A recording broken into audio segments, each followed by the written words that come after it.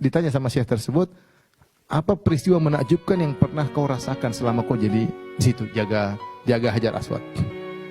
Dia bilang di antara perkara yang menakjubkan, saya waktu baru tugas beberapa bulan, kemudian saya dengar ada seorang dari Jazair atau dari Tunis berdoa nangis di Multazam atau di Hajar Aswad.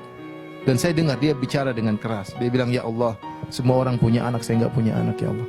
Aku sudah menikah sekian lama, aku sudah begini, aku enggak punya anak, ya Allah. Berikanlah aku seorang. Dia nangis dan saya dengar ucapannya. Tahu-tahu intinya saya hafal orang ini, suaranya saya hafal. Kemudian selesai. Tapi dia berdoa dengan berdoa yang luar biasa. Nangis sampai dia mengeluh, ya Allah, semua orang punya anak, teman-teman punya anak, saya enggak punya, ya Allah. Saya sudah nikah sekian tahun, saya sudah berusaha, sudah berusaha, sudah obat, sudah macam enggak ada. Hanya kepada Engkau aku berharap. Setelah itu saya masih bertugas. Kemudian kalau tidak salah, entah 15 tahun kemudian atau 17 tahun kemudian, saya lagi bertugas, tiba-tiba saya dengar orang berdoa dengan suara yang saya ingat sekitar 17 tahun yang lalu. Suara yang sama. Kali ini dia doanya beda. Dia bilang, ya Allah, anakku itu paling bejat, ya Allah. Dia memalukan keluarga, ya Allah. Dia tidak ada yang dia lakukan kecuali menghinakan kami sekeluarga, ya Allah, cabut nyawanya, ya Allah. Dia berdoa. Ketika saya lihat dia, saya ingat ini orang yang dulu 17 tahun yang lalu. Atau saya lupa berapa, intinya belasan tahun yang lalu. Saya ingat suaranya dan orangnya ini. Saya langsung turun dari gantungan itu, kemudian saya tarik dia.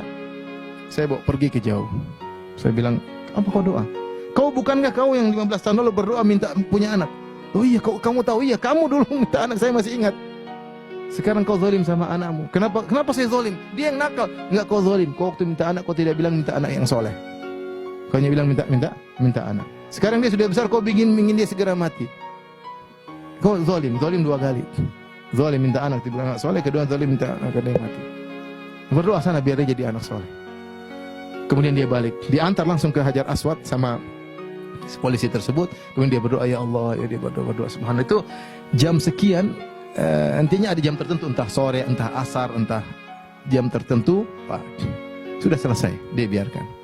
Kata dia setahun kemudian, orang ini datang lagi, umroh lagi. Kemudian dia cari saya, kebetulan saya lagi tidak tugas. Saya ingin ketemu Fulan bin Fulan, saya ingin ketemu dia.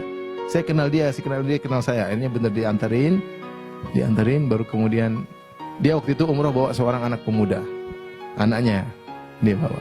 Anak itu sudah baik, soleh kelihatan. Dia kenalkan, ini anak saya. Anak yang dulu apa? Durhaka, dia doakan supaya punya anak. Kemudian dia tanya, bagaimana cerita kau dapat hidayah? Sang ini tanya, polisi tadi tanya. Dia bilang, subhanallah, tiba-tiba jam sekian, pukul sekian, tiba-tiba Allah memberikan hidayah sama saya. Tiba-tiba saya ingin pergi ke masjid. Itu jam itu ketika bapaknya berdoa. Ketika bapaknya berdoa di jam saat itu berbedaan waktu antara maghrib, antara Maroko dengan, saya lupa Maroko atau Jazair dengan apa? Dengan Arab Saudi. Tapi saat itulah ketika jam sekian itulah tiba-tiba saya langsung pingin sholat asar atau pingin sholat maghrib, saya lupa. Tapi intinya Allah langsung kabulkan ketika itu juga. Oleh karenanya kita husnudzon kepada Allah Subhanahu Wa Taala, doa yang benar kepada Allah Subhanahu Wa Taala, minta kepada Allah Subhanahu Wa Taala, insya Allah Allah berikan yang terbaik bagi kita.